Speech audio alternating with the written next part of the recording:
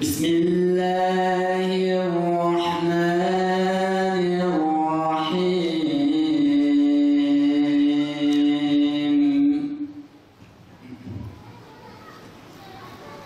سبحان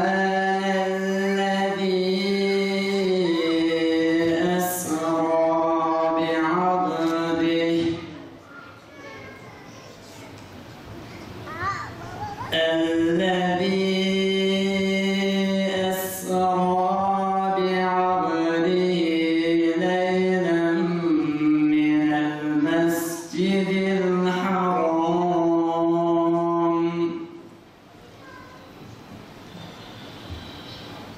ليلا من المسجد الحرام إلى المسجد الأقصى.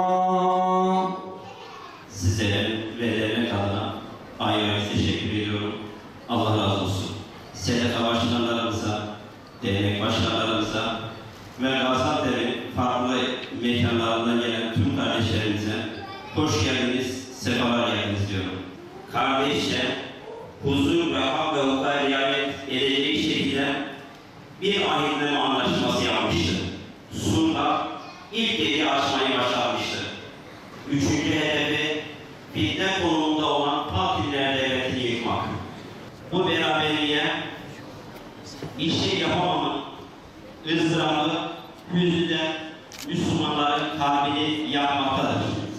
Aslında sürekli gündemden düşmemesi gereken, belki her ay farklı konularda işlenmesi gereken, bütün Müslümanlar için çok önemli, mühim bir meseledir. Mescid-i Aksa meselesi, Filistin meselesi, Beytül Makdis meselesi. Gazze bunun bir parçasıdır. Filistin bile aslında bu işin bir parçasıdır. Çünkü bu mesele bütün Müslümanlarla ilgili bir meseledir.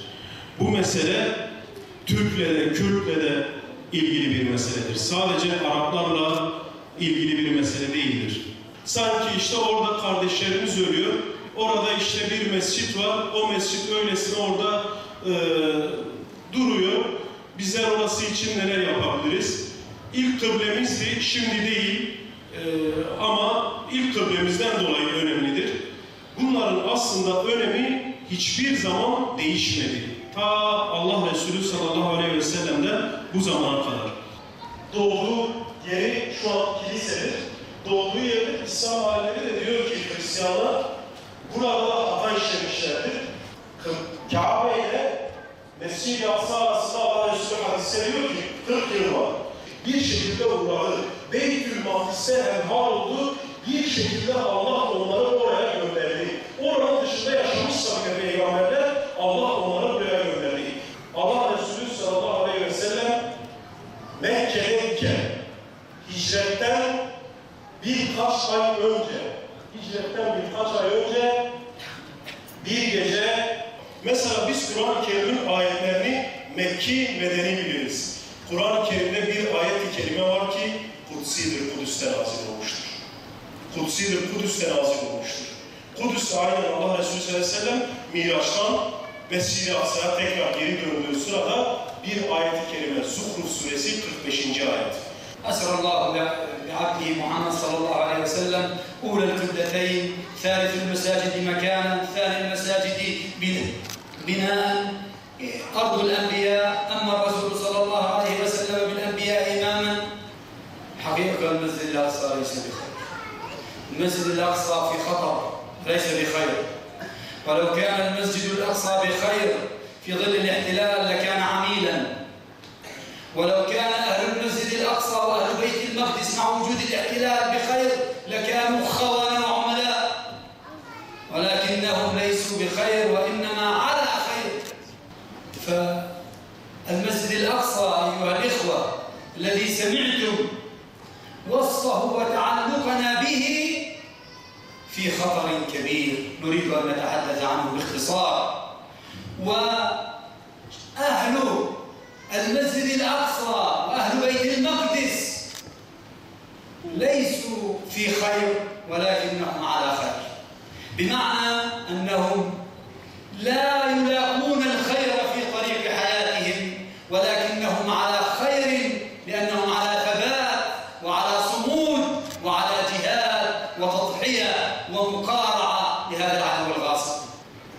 ما دام المسجد الأقصى المبارك ليس في خير فالأمة كلها لا تكون في خير، والأمة تكون مهددة بعزتها وكرامتها ووجودها ما دام المسجد الأقصى مهدد في وجوده.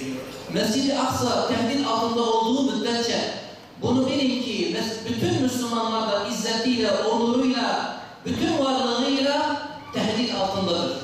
وكان عمر رضي الله عنه يقول لأبي عبيدة إننا نفتح بيت المقدس بما أعزنا الله به من هذا الدين وليس بنظرة القوم الذين تتحدث عنهم إلينا. على كل حال عندما ابتعدت الأمة أيضا قتل منها من 10 إلى 100 ألف الروايات تقول في باحات المسجد الأقصى المبارك واحتله الصليبيون، وعاد بنفس الطريقة التي تحدث عنها عمر عندما اعتزت الأمة بدينها ووحدها صلاح الدين وأبعد الباطنيين وطهر صفوف المسلمين وجمع مصر إلى الشام، طهر بيت المقدس من جديد.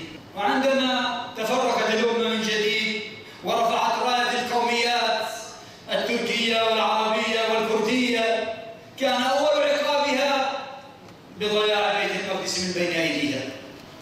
وفلسطين من أكثر من 100 عام وعامين وهي مسلوبة من أيدي الأمة. عام 1917 في شهر 11 نوفمبر سلبت القدس وفلسطين من يد الدولة العثمانية وسلمت للإنجليز لكي يأتوا باليهود الغاصبين إليها الذين لم يكونوا يشكلوا منها سوى